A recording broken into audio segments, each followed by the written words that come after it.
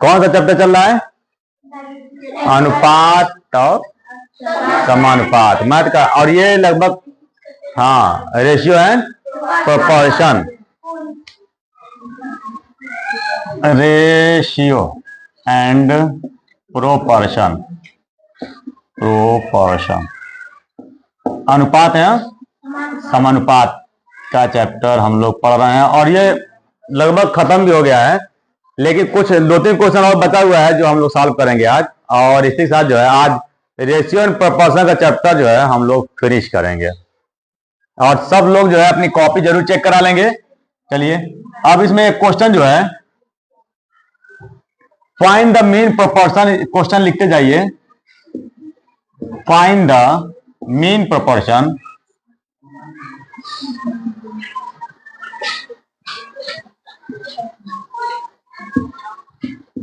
find the mean proportions of 25 and 100। देखिए question दिया हूं, इसमें क्या बताना है? Mean proportion. और मीन प्रोपोर्शन मीन्स बीच वाला, जानते हैं ना? जो मीन आप लिखते हैं वो बीच का लिखते हैं। तो यहां पे हम लोग मान लेंगे मीन प्रोपोर्शन पता नहीं है, लेकिन 2 नंबर पता है। तो जब इसको सॉल्व करेंगे बच्चों, इसको सॉल्व करेंगे तो सबसे पहले तो मीन प्रोपोर्शन को जो है हम मान लेंगे x। Let the x be the mean proportion, mean proportion हमने मान लिया। अब मीन मीन्स होता क्या है? मध्य ना? हाँ मध्य, मध्य अनुपात या समानुपात। यहां पे प्रोपोर्शन का जो है आप किताबों में देखेंगे तो आपको अनुपात ही मिलेगा, ठीक है? तो हमने मान लिया कि मीन प्रोपोर्शन x है। तो अब सपोज जाए कि हमने यहां देखिए 3 प्रोपोर्शन हम लिख रहे हैं, और यहां देखिए कह रहा है कि इन दोनों के मध्य कह रहा है ना, मध्य लिखा हुआ है, यानी इन दोनों के मध्य। इसका मतलब है कि ये जो है आपका क्या है? 25 है। ये जो है 25 है। और फिर यहाँ पे रेशियो हो जाता है। अब बी को हमने मीन को क्या मान लिया? x। तो यहां पे लिख देंगे x। अब फिर सी क्या लिखेंगे? 100 लिख देंगे। तो अब देखिए मीन प्रोपोर्शन क्या होते हैं? 2 होते हैं ना? तो इसी को 2 लिख दीजिए। अब इसको आप देन रेशियो एंड प्रोपोर्शन के जब फॉर्म में लिखेंगे इसको, तो ये 25 x। अब देखिए ये हम समानुपात के फॉर्म में लिख रहे हैं, देख लीजिए। मीन को बीच का है ना वो, तो ये जो x है वो डबल x के क्या है? इक्वल है, क्योंकि आपको पता है कि इन्हीं को क्या कहते हैं? मीन बोलते हैं ना? और यहां पे सिंगल हम इंडिकेट कर दिए हैं। और ये वाले कौन है? तब एक्सट्रीम है, वाहे वाले हैं। वाहे जो है प्रोडक्ट होंगे, इनको मल्टीप्लाई करते हैं, और बीच वाला मल्टीप्लाई करते हैं तो वो मीन प्रोडक्ट हो जाते हैं। तो अब इसको जब सॉल्व करेंगे हम,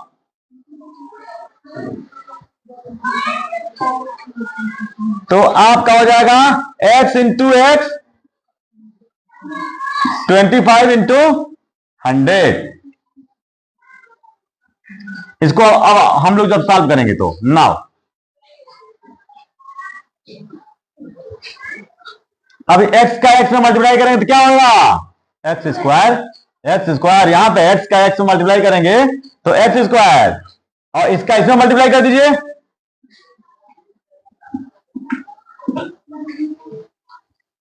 अगर इस तरह नहीं कर सकते हैं, एक और चीज है,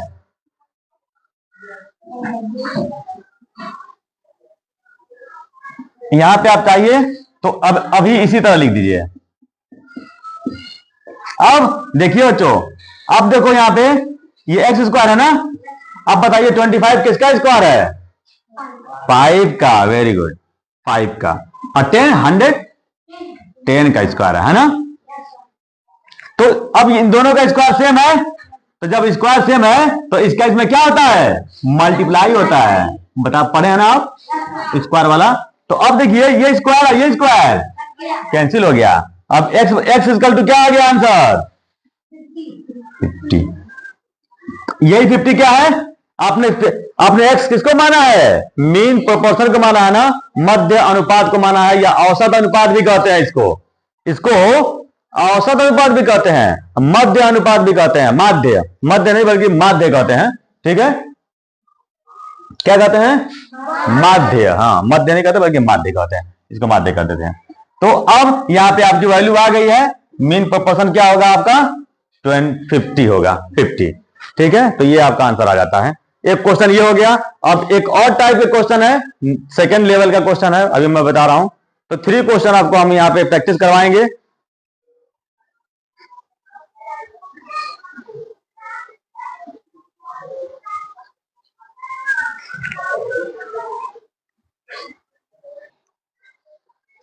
यहां पे देखिए, find the third proportions to 9 and 12। 9 और 12 का थर्ड प्रोपोर्शन यानी तीसरा प्रोपोर्शन जो है आपको क्या करना है? फाइंड आउट करना है, थर्ड। तो इसका मतलब है कि दो और है, ए और बी, ये दो है। तीसरा वाले को क्या मानेंगे आप? एक्स मान लीजिए। लेट द, लिख लीजिए, माना तीसरा अनुपात एक्स है। Let the x be, let x be the third proportion. Let x be the third proportion. Let x be the third proportion. Third proportion. ये हमारा हो गया। तो अब यहां अगर आप तीन, ये हमने लिख दिया, 3 प्रोपोर्शन हमने लिखा है यहां पे, 3 रेशियो में लिखा है हमने नंबर। तो अब बताइए, ये बीच वाला है ना, अब बीच वाला क्या होता है? डबल हो जाता है, पता है ना? तो अब इसी को जब हम इस तरह लिखेंगे, डबल यानी समानुपात के फॉर्म में लिखेंगे, याद है? तो कैसे क्या हो जाएगा? इस तरह लिखाएगा ना, क्योंकि ये माध्य है, बीच वाला है। अब बीच वाले में भी 2 होगा और ये वाहे वाले हैं। तो अब सी की जगह पे क्या लिखेंगे? एक्स। सी की जगह पे एक्स हो गया। और ये बी क्या है? 12। और ए क्या है?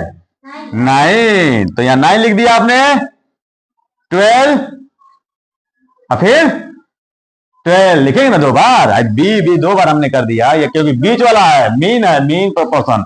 ये बीच वाला क्या है? मीन प्रोपोर्शन है, तो इसीलिए हमने 12 को 12 कर दिया। और यार सी की जगह पे क्या, ये तीसरा क्या है? एक्स है, हमने मान लिया है यहाँ पे एक्स। तो अब ये, अब जो है, अब आप इसको सॉल्व कर लीजिए। नाउ इसको सॉल्व करिए। ये हो गया मीन और ये एक्सट्रीम, यानी वाहे गुणनफल और ये माध्य गुणनफल, दोनों कर दीजिए गुणा। तो यहां हो जाएगा 9 इंटू एक्स और 12 into 12, x equal to 12 into 12 upon 9।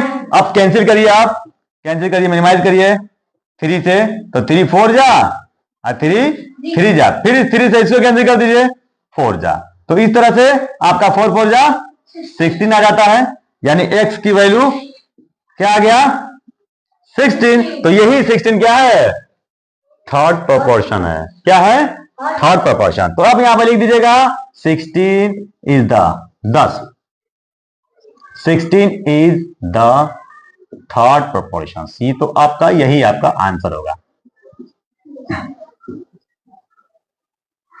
16 is the third proportion. तो इस तरह से आपका, देखिए बहुत छोटा क्वेश्चन है, कोई बड़ा नहीं है, बहुत इजी तरीके से आप सॉल्व कर सकते हैं। बस याद इसी तरह रखिए। अब ये सेकंड टाइप का क्वेश्चन था। एक और क्वेश्चन मैं बताऊंगा थर्ड, बस आपका फिर रेशियो एंड प्रोपोर्शन वाले चैप्टर जो है हम लोग यहीं क्लोज कर देंगे और नया चैप्टर हम लोग फिर मैथ का पढ़ेंगे।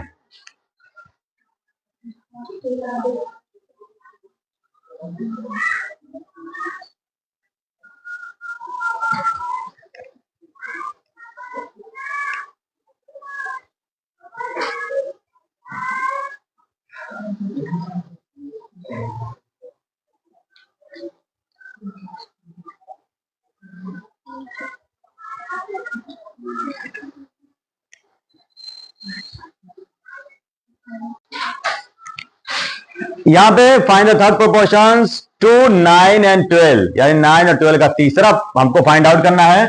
तो एक फार्मूला भी यूज कर सकते हैं, बहुत सिंपल है, इसको आप सॉल्व कर लीजिए कहीं। यहां पे करेंगे आप बी स्क्वायर अपॉन ए, तो ये जो है ये वाला ये ए है और ये B B B B B. तो अब इस पे अगर फार्मूला सॉल्व कर लेंगे तो बी की जगह पे क्या लिखेंगे बताइए, 12 ना, और 12 दो बार है, स्क्वायर है, तो 12 इंटू 12, और ए क्या है 9, तो फिर वही हो गया ना। देखिए यहां पहुंच गया, सीधे आप यहां पहुंच गए।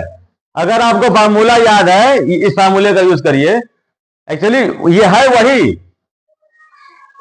ये जो है अभी हमने सॉल्व करवाया है जो, देखिए आप मान लीजिए पहला ए, ठीक है, फिर बी, बी और सी को क्या लिख दिया आप, एक्स लिख दिया है, लिखा है ना आपने। तो अब डबल बी हो रहा है कि नहीं, ए नीचे एक्स बराबर, वही हो रहा है ना। तो उसी का है फार्मूला, ये फार्मूला पे अलग से नहीं आ गया, ये जो इस पे हम लोग बनाए हैं 2 अनुपात होता है।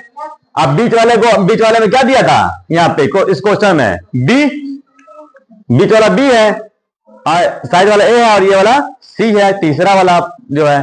तो अब तीसरे वाली जगह पे एक्स लिख दिया गया, तो एक्स का ही मान बताना है आपको, तो बी इंटू बी, तो यानी बी डबल बी जो अभी सॉल्व किए हैं। आज अब इस फार्मूले से क्या होगा कि आपका सीधे आपका आंसर आ जाएगा, तुरंत आएगा 5 देखिए आएगा ना, वही 4 3 फिर 3 से 4 इक्वल टू 16, तो वही आंसर आ रहा है, आंसर में कोई डिफरेंस नहीं है।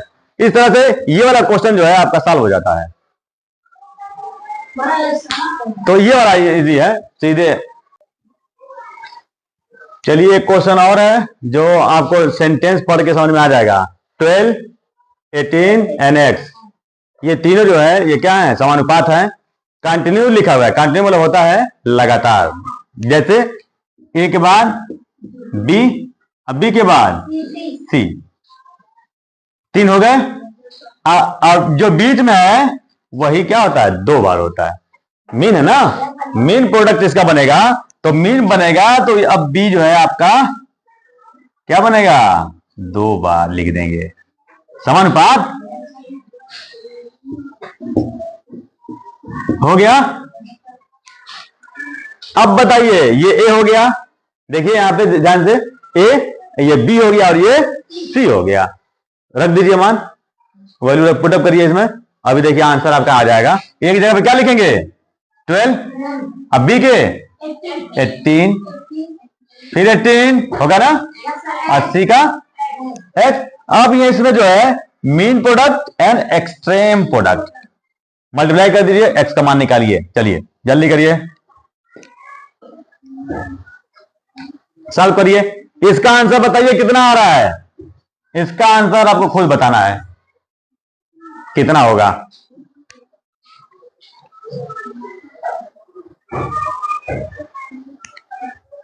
इसका आंसर बताइए जल्दी से।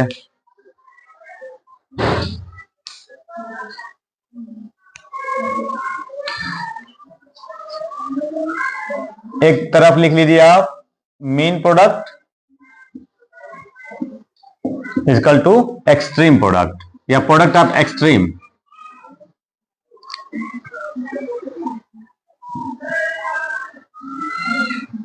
एक्सट्रीम प्रोडक्ट वाह पद,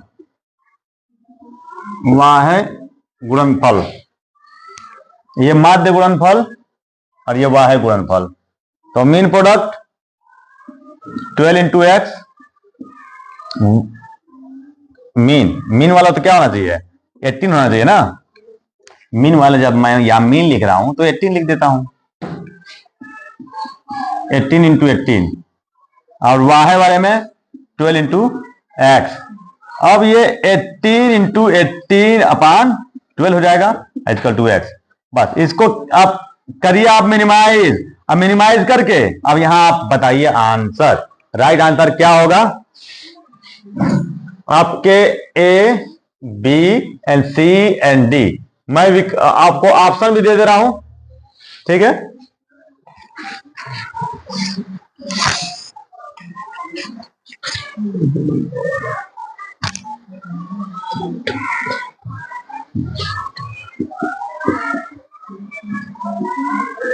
नन ऑफ दीज, एक और ऑप्शन दे दिया हूं मैं, इसमें से कोई नहीं। 4 ऑप्शन है, इसमें बताइए कौन सा आपका ऑप्शन राइट होगा। आंसर निकालिए मिनिमाइज करके।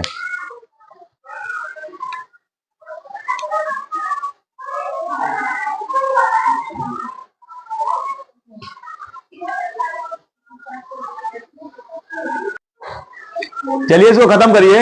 यहां पे देखिए अगर इसको कैंसिल करेंगे आप तो 6 से 6 से 6 3 जा 6 2 जा 12, और फिर 2 से 80 करेंगे तो 9 जा 9 3 जा 27। इसमें कोई ऑप्शन नहीं है, इसीलिए आपका डी सही है। 27 आपका आंसर आ जाता है। तो आपका राइट आंसर 27 हो गया। और इस तरह से हमारा जो है अनुपात और समानुपात की सीरीज यही हम लोग खत्म करते हैं। और मुझे उम्मीद है कि आप सभी लोगों को समझ में आया होगा। नहीं आया होगा तो जिन लोगों को नहीं समझ में आया होगा फिर एक बार हम उनको अलग से जरूर बताएंगे। और नया चैप्टर शुरू करते हैं, देखते हैं नया चैप्टर है कौन सा chapter. Okay, thank you so much. Hello student, good morning. हम लोग का एक चैप्टर अभी भी चल रहा है, नेशनल प्रोपोर्शन, और बहुत सारे क्वेश्चन जो है हम लोगों ने सॉल्व किया है। बट कुछ इंपॉर्टेंट क्वेश्चन है जो डिफरेंट टाइप्स के हैं, वो हम लोगों का बचा हुआ है। तो यहां मैं एक क्वेश्चन लेकर आया हूं, यहां देख लीजिए। तो find the mean proportions of 25 and 100। यानी मीन प्रोपोर्शन जो होता है वो मध्य क्या होता है, मध्य का समानुपात हमको जो है ज्ञात करना है। यहाँ पे समानुपात यानी बिल्कुल देखा जाए तो मीन का होता है। तो अब हमको जब इसको सॉल्व करेंगे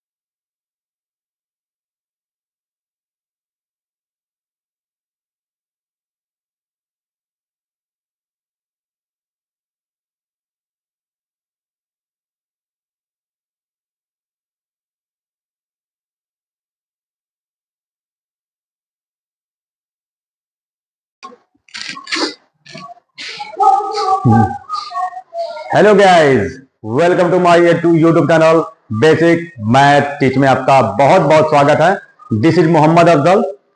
we are going to discuss ratio and proportion.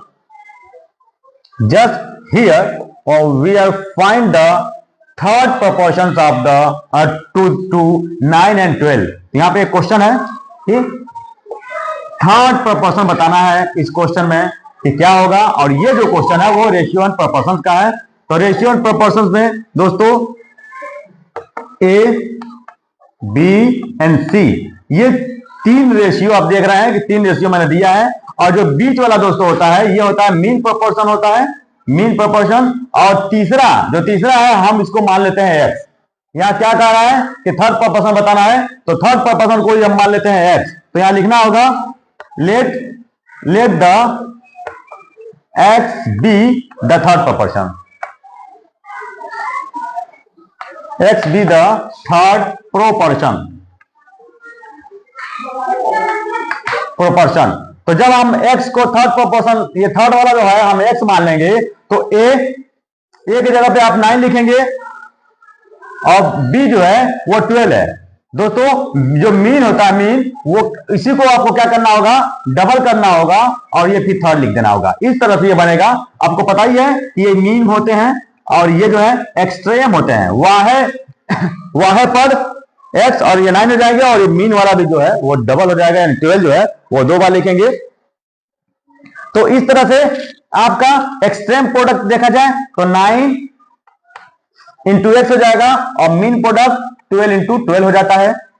अब क्या करेंगे, तो अब x इक्वल टू 12 इंटू 12 अपान ये 9 अपान कर देंगे और यहां पे हम कर देंगे कैंसिल। तो 3 से कैंसिल कर देते हैं, 3 4 जा और 3 3 जा, और फिर इस 3 से इस 12 कैंसिल कर देंगे, 4 जा। तो इस तरह से 4 4 जा 16।